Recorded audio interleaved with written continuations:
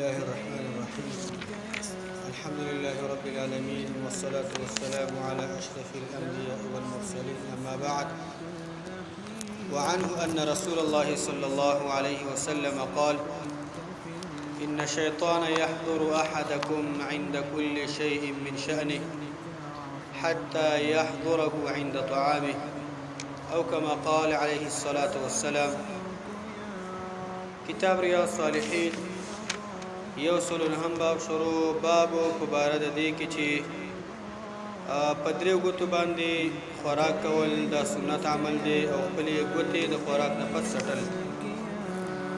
په دې باب کې 15 نمبر حدیث دی،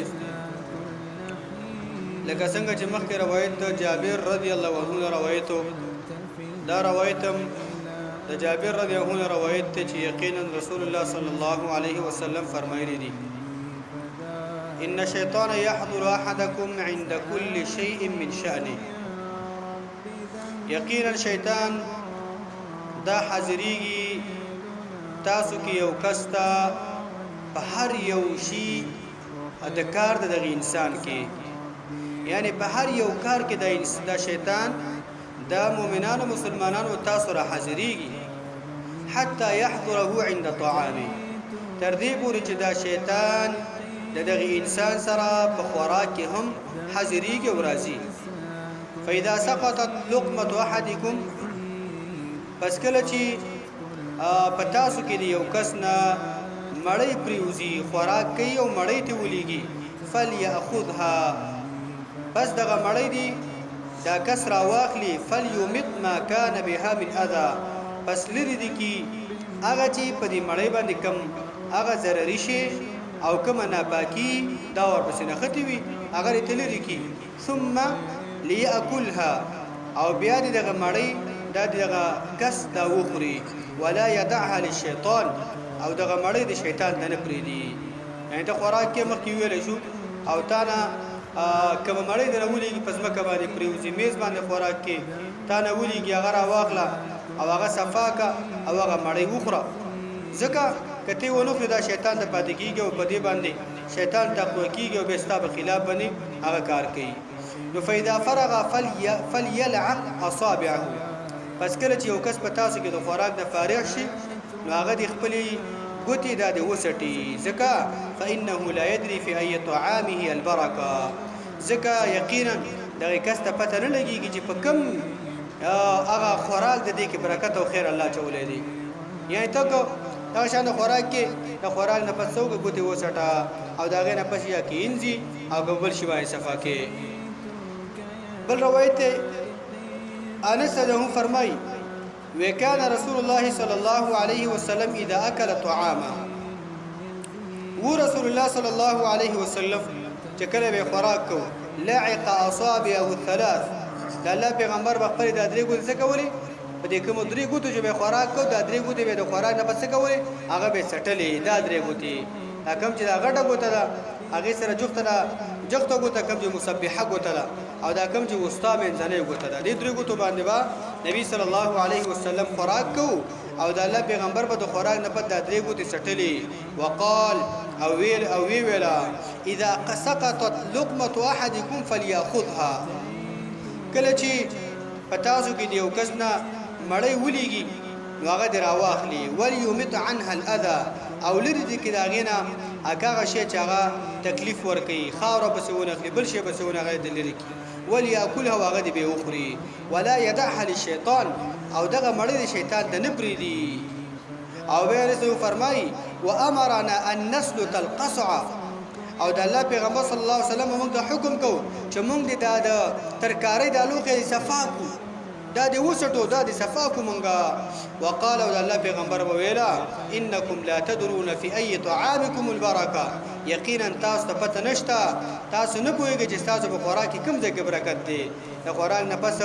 ګوتم سټا غي کې ان شاء الله خیر اچولې، ستاسو لپاره د خوراک راشي، کاسه وسټا کې دې چې باغی کې الله خیر اچولې. او ډاکټرانو دا تحقیق کړی دی چې دا ګوتې څوک سټی کنه په دې کې الله تعالی یو انزایم پیدا کړی دی چې هغه د معدې سره کومک کوي، د خوراک په هضم کې کومک کوي. دا ډاکټرانو هغه ریسرچ دی، ځکه د الله پیغمبر صلی الله علیه وسلم دا خبر ډېر په تاکید باندې کوي. دې باب کې د اخرنه روایت دی وعن سعد بن حارث رضي الله عنه سعد بن حارث وأنه سأل جابرا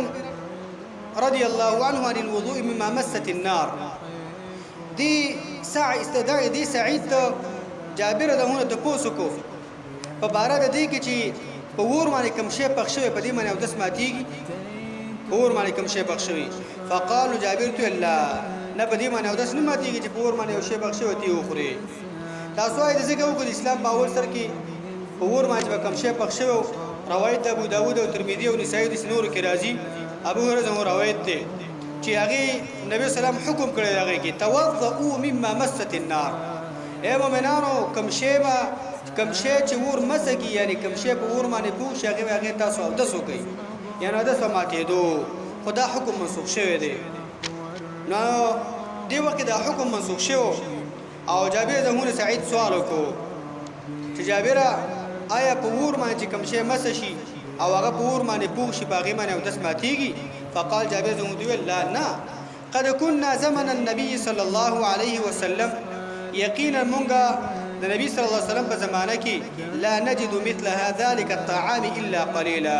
مونږ باندې مند کول دغه بشان د خوراکونو د نن سبا چې کوم پیدا کیږي الا قیمه ګرلګ 4 وخت 3 ټیم او 4 ټیم دی دغه شان د ترکاری دغه په غوړو کې سره شو په غوړو کې د پخشي استرخوان د کوب شو د دې قسمه خوراکونه د بپراتی سلاد د بپراتی دا خوراکونه و چرته دا ډېر لږ پیدا کېدل فاذا نحن وجدنا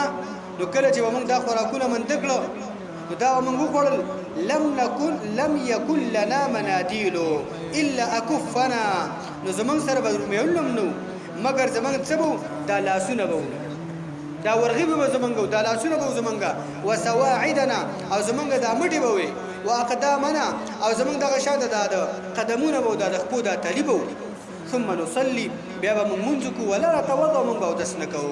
یعنی معنی دا د الله د پیغمبر په دور کې دوه غریبي او د سې دغه شاته د دنیا د نعمتونو کمبوتو به مونږ دې خوراکونه چرته مند کول جاوید هو ته خپل دور کې وي د الله پیغمبر وفات شوی دی خو کله به چې خوراک مند شو نو مونږ به رومېل دا کودا د لاسونه ماسونه نو چول کله چې موږ دغه شاته خوراک وکړو هغه ګوتې چې مو چټلې هغه غړواله به لاسونه په صفاتو هغه موږ په دې موټو باندې راخو او هغه دا شاته قدمونو په سر راخو په دې کې مخکې موږ ویلا په دې کې خیر او برکت داو هغه به کې دال ټول چې هغه ټیم کې تیل چرته و دغه شاته دا وسلین چرته نور د غوړ مواد چرته په دې باندې به خپل موټو د خپل اتلی دغه شاته چې هغه به د ډیر هغه د وچوال د وجه د ویني کولی هغه به چاودلی هغه به ور باندې غوړول نو په دې روایتونو کې دا مقصد درونو دینه بعد دا به په جون کې زمونږ استادو کراشي هغه ډېر غنیمتي خدایا ساتل پکار دي چې خوراک ته موږ تاسو کې بسم الله باید وو خوراک د خپل مخ نه باید کو څوک موږ سره ناس دی هغه بسم الله یې رشي باید بسم الله او توفیات کو کله خوراک په اول کې د موږ بسم الله یې رشي بسم الله اول او اخر دا دعا وو د خوراک د کاسې او د لوخي د مین نه باید خوراک موږ تاسو ونکو خوراک چې کله ختم شي داغه نه بعد دا دعا ویل پکار دي الحمد لله الذي اطعمني هذا ورزقنيه من غير حول مني ولا قوه ټول ګناهونه به الله معاف کړي ګوتې وسټه به چې بسمانه وچه ایتي هغه خیر دی او دغه شانته الله تعالی دې په دې خبرو متاثر عمل کو توفیق راکړي الله تعالی